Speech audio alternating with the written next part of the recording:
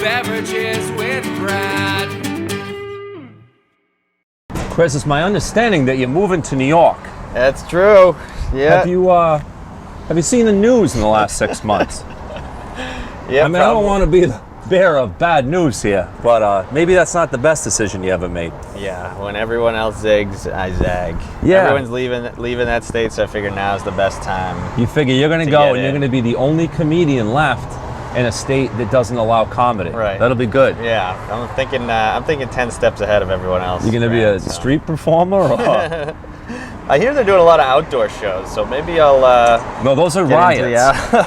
Yeah, I don't really put a lot of thought into things that I do, and people are like, "Oh, why are you doing that?" I'm like, I have no idea. How long have you been thinking about this decision? I maybe thought about it for a day, and then I said, all right. That's a good idea. That's really long-term planning. You were like, oh, I'm going to check out. You were going to go to Chaz originally, and you found out they closed, and you're like, what's the next best thing? New York City. Yeah, New York's closer. It's easier. But yeah, right now I'm living with my sister in Worcester, so I figure it can't get any worse than that. So now I'm going to be in New York with some buddies. Have you gone out there and scoped it out a few times? Have you taken some trips? I've been to New York before, but I've never. I've stayed for a weekend, and I always was like, yeah, it's whatever. There's too many people here, but.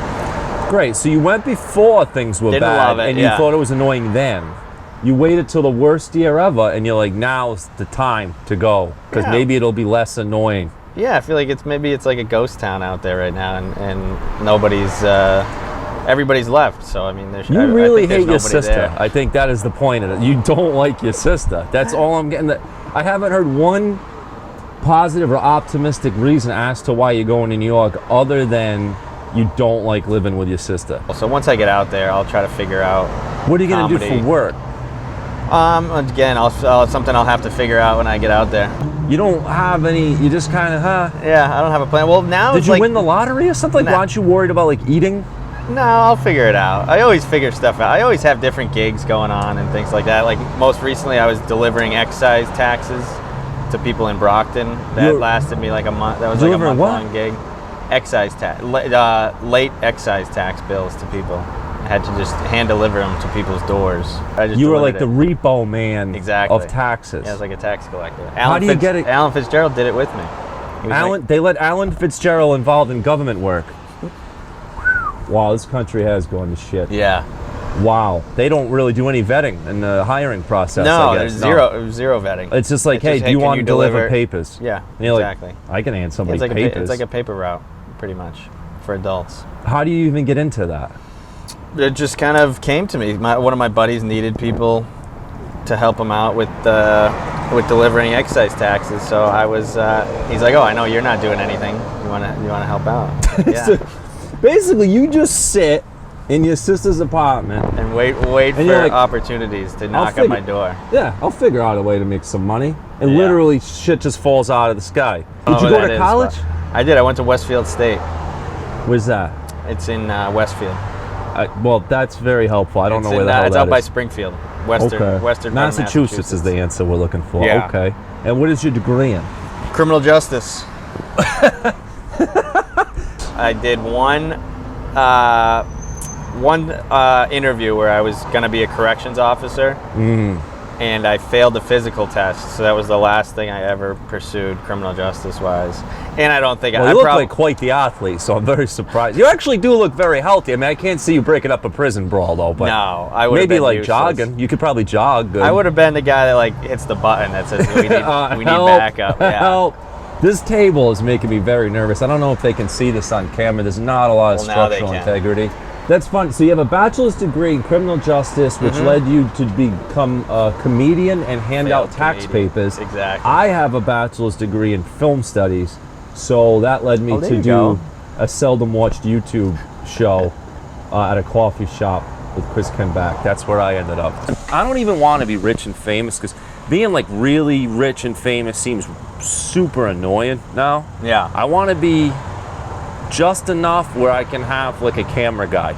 I don't have to keep fixing the camera, editing the videos, and obviously I don't want to have to work either, which I really don't anyways. Right. I already don't work. So Just enough Just to have a enough. camera guy. That's Yeah, what I want to I be. mean, that's the beauty of the YouTube stuff. You get some passive income coming in. You put up videos, and then you don't have to do anything. Money just kind What's of the falls. level you would like to be at? Because I say, so like sometimes my wife will like say she thinks I'm full of shit because I'll say like, no, I don't want to be like big. Right. Like I don't want to be like Dave Chappelle, like Joe Rogan big. I don't want to be that big. That's too big. It's too annoying. Oh, that's good. I want to be like Gary Goldman type level. Yeah. Like he could walk it. Nobody even know who the hell he is. But he's Right. got multiple specials. He does it right for himself. But he can go out. Everyone's not picking apart everything he does in life. Right. Where would you like to be on the level of comic success? Yeah, I mean, you make a good argument for that. I mean, I wouldn't hate it if I was making a ton of money off of it. But yeah, I don't see the appeal of being super uber famous. You know, just Don't you think it'd be enough to annoying? get by. Yeah. It'd be For annoying. sure. I realize how ridiculous it sounds as a guy who nobody's ever heard of and is clearly failing, saying how much it would suck to be successful. I feel like I probably sound like an asshole saying that, but I'm being Probably. honest. Right. I'm being honest. Yeah, I it doesn't feel like hurt. you do a lot of doc jokes. Mm. You have like a lot of, I don't know, I guess doc humor, right? Mm. But you also your style. I was talking about this with Mike Murray the other day. We were saying, and he was really saying that you have a great style for television. Like you, Oh, really?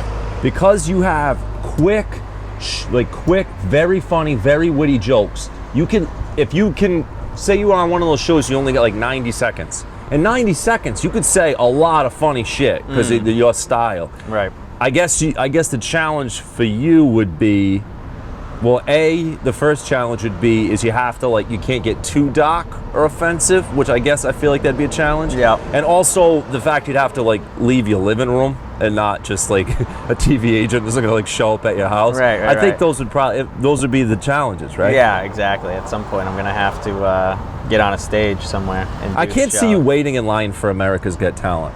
Would you No. wait in line for that? Do you have to? I thought you just send in a video and they. That's a good question. If Terry Crews is watching this show, please send us an email and let us know the process, because I would like to nominate Chris Kinback for that show. I think he would do well. Yeah, I mean, in most of the sets I'm doing are only 5-10 minute sets, so you got to try to get in as many jokes as possible. And Do you ever do any contests or anything like that?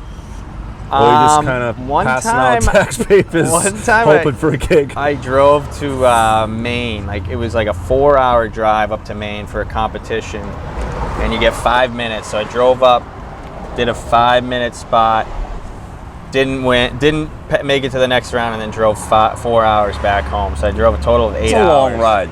To do a 5-minute spot. Did you drive by that I did. yourself? Drove by myself. What was So- that ride home like? Same as any ride home. I feel like, do you get stressed out about stuff like that? Not like that. I mean, that You I don't would seem like you would. I would have preferred to have done better than I could have got, because I told a bunch of people I was doing it. But you weren't "Oh, how'd you do?" swearing on the way home. No, because it's it is what it is. I mean, I wasn't. Tell me 2 things that wasn't piss you fazed. off. That really aggravate the shit out of you. I guess it varies day to day, but yeah, not a lot really. You can't think of upsets me. a pet peeve. I mean, driving a lot. I drive a lot. I did Uber for a while. I did. I was a courier for a year or two, and sitting in traffic annoys me. If I take a wrong turn and then have to sit in traffic, that's probably the maddest I get. I don't know if you just tune in or if you've been watching from the beginning. We started the show with he's planning to move to New York City, and he just said the only thing in life that bothers him is traffic. Speaking of which, very excited for your upcoming show at Askew with Tilson and the world famous Alan Fitzgerald on October 22nd at Askew in Providence.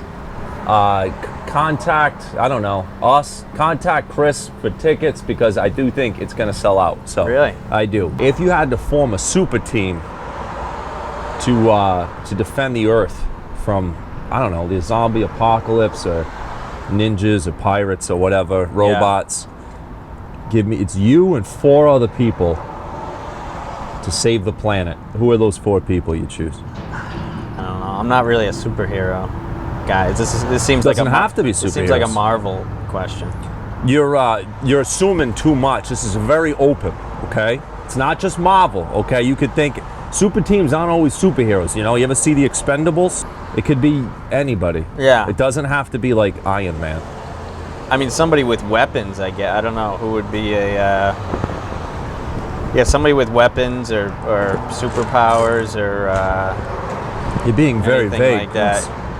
Yeah, I mean, I'm trying to think of. I mean, Indiana Jones, I guess. There you go. There's one. On it. That would be. Right?